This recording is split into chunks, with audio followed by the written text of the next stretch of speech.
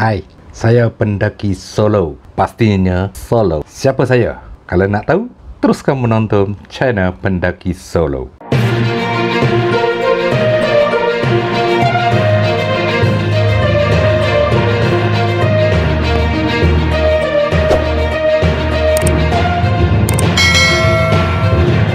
Hai, saya pendaki solo. Sebelum itu saya ingin mengucapkan terima kasih kerana terus menonton channel Pendaki Solo. Channel solo sebab saya solo. Untuk pengetahuan anda, ini mengenai saya. Saya sebenarnya seorang insan biasa seperti anda semua yang serba kekurangan, yang pengetahuan pun tak banyak.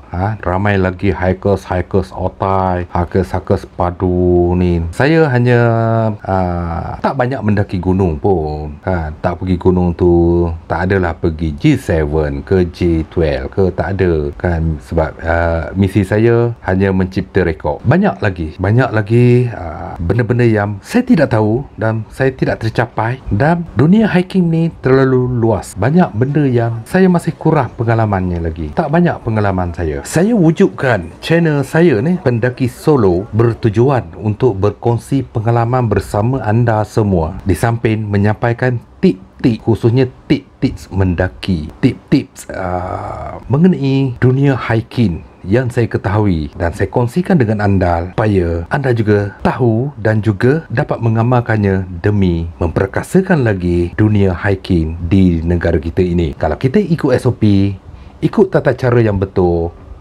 InsyaAllah kita akan dapat kejayaan ataupun kita akan dapat apa yang kita nak. Nak kata saya otai, saya bukan otai. Banyak lagi benda yang saya tak tahu. Kalau otai ni orang yang berpengalaman besar. Semua gunung di Malaysia ni dia dah takluk. Kan macam-macam serba-serbi dia tahu segala-galanya. Seelok bailok trek ataupun trek-trek mendaki semua dia tahu. Di celah mana semua dia tahu. Kalau ada masalah, okey macam mana nak selesai semua dia tahu. Saya tidak. Banyak benda yang saya tidak ketahui lagi. Masih belajar lagi. Nama saya sebenarnya Muhammad Nur Amin. Anak jati negeri Terengganu. Terengganu kita makan ikan. Okey.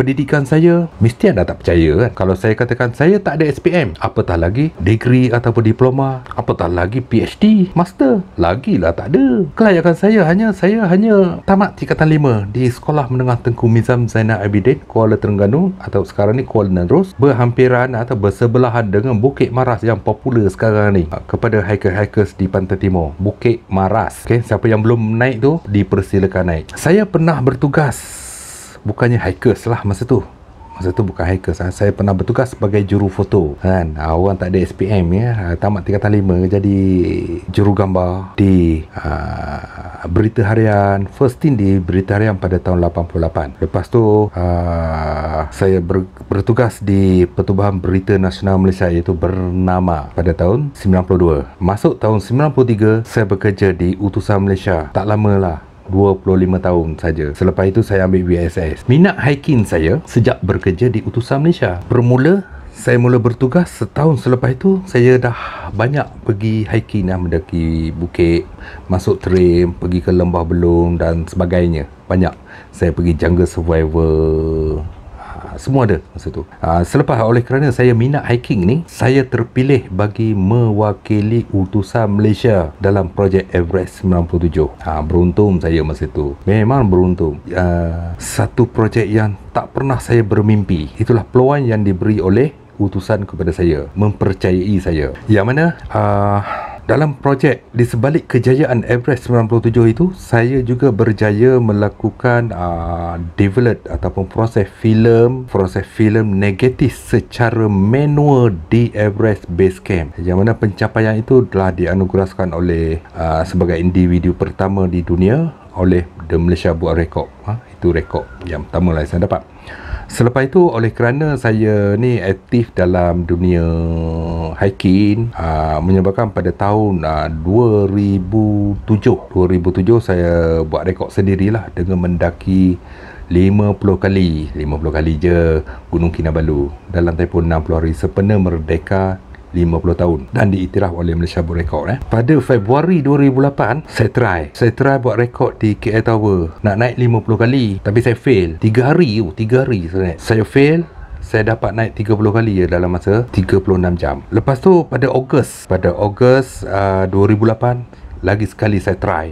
Saya tak puas hati. KL Tower saya buat 24 jam. Saya berjaya naik 20 kali, turun 20 kali dalam tempoh 24 jam di tangga KL Tower, sebanyak 2058 anak tangga keseluruhan, dan diiktiraf oleh Malaysia Book Record. Selepas itu akhir 2009 hingga awal 2010, selama lebih kurang 111 hari. 111 hari memang saya buat 111 hari dengan mendaki sebanyak 111 kali di Gunung Kinabalu tiap-tiap hari non-stop, not without MC, okay, without MC 111 hari.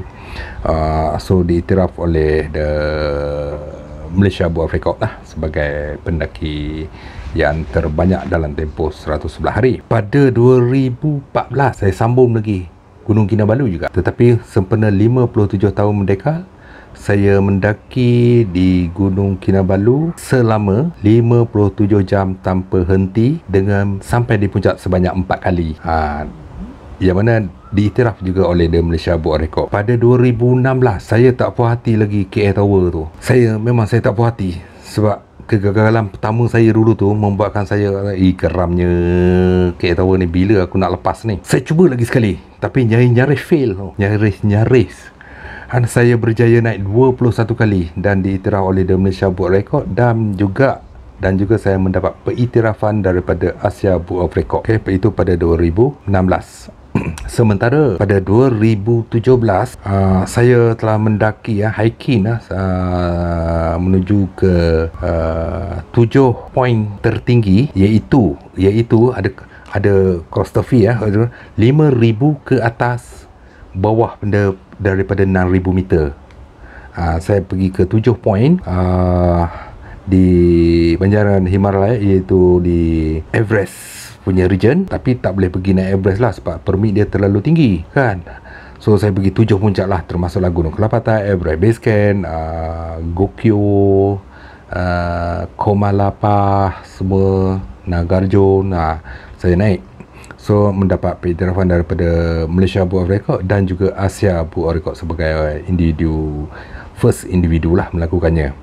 So sehingga hari ini saya hanya mempunyai 7 rekod yang diiktiraf oleh Malaysia Book of Record dan 2 Asia Book of Record. Sementara pendaki solo junior, saya punya junior pula, beliau telah berjaya melakukan rekod pertama pada usia 3 tahun 11 bulan dengan menjadi pendaki tangga termuda di Menara Kuala Lumpur pada tahun 2008, yang diiktiraf oleh Malaysia Book of Record. Award lain tak adalah mana sangat. Cuma selepas Everest 97 tu saya dapatlah pingat AMM Ahli Mangku Negara pada tahun 97, dan juga saya dianugerahkan sebagai penulis berita dan rencana bahasa Melayu terbaik oleh Institut Akhbar Malaysia. Pengiktirafan tu saja yang dapat, yang lain tu biasa-biasa saja. So selepas tu saya di hari biasa saya kerja macam biasa sebagai fotografer, dan kini tak ada kerja apalah, tak buat kerja apa, dan saya sedang menyusun event untuk create the record, tapi terpaksa stop seketika kerana COVID-19. Tak boleh nak buat apa. So selepas ni saya akan terus menyambung balik program ataupun event yang saya nak buat, iaitu event mencipta rekod juga, tapi meningkat peringkat Asia dan juga peringkat dunia, InsyaAllah pada masa akan datang. Sepatutnya telah dilakukan pada tahun 2020 kan, tetapi oleh kerana keadaan yang tidak mengizinkan dalam pelbagai aspek, termasuklah aspek kewangan, penajaan dan sebagainya, itu semua ambil kira. So menyebabkan saya terpaksa menunda nak kata projek bukan projek, event mencipta rekod. Saya mencipta rekod sebagai yang pertama di dunia ataupun yang pertama di Asia, dan juga saya dan juga pendaki solo junior yang akan melakukan. Untuk mengetahui selanjutnya, saya akan umumkan apabila rekod persediaan nanti ataupun preparation, bila dah confirm, betul-betul confirm, baru saya akan umumkan. Bila dah nak buat, nanti baru kita umumkan, supaya ianya tidak menjadi satu isu yang kata buat lepas tu habis tak boleh nak buat, jam. Bila dah confirm, bila ni dah nak ready nak buat, ni semua baru kita umum. So kita tak boleh nak buat war-war terlebih dahulu, takut tak jadi. Macam sebelum-sebelum ni, dah cakap nak buat ni apa tu senyap. Saya untuk mengelak daripada benda-benda macam ni terus berlaku pada masa akan datang. So insyaAllah, jika diizinkan ilahi, saya akan membuat lagi satu rekod, iaitu rekod dunia. Itu yang diidam-idamkan oleh saya sejak beberapa tahun yang lalu. Saya pada dasarnya ingin ucapkan terima kasih kepada semua subscribe, dan yang belum subscribe tu silalah subscribe untuk mengetahui perkembangan ataupun tips hiking ke sebagainya, mengenai cerita hiking, dunia mendaki, untuk mencipta rekod. So mungkin ini idea kepada anda ataupun sebagai satu guide untuk, manalah tahu anda juga ingin membuat rekod satu hari nanti. So guide untuk mencipta rekod pun saya akan bagi tahu kepada anda pada topik-topik pada yang masa akan datang. Terima kasih dan kerana menonton channel saya ini. Kita jumpa lagi di topik-topik yang lain di channel Pendaki Solo.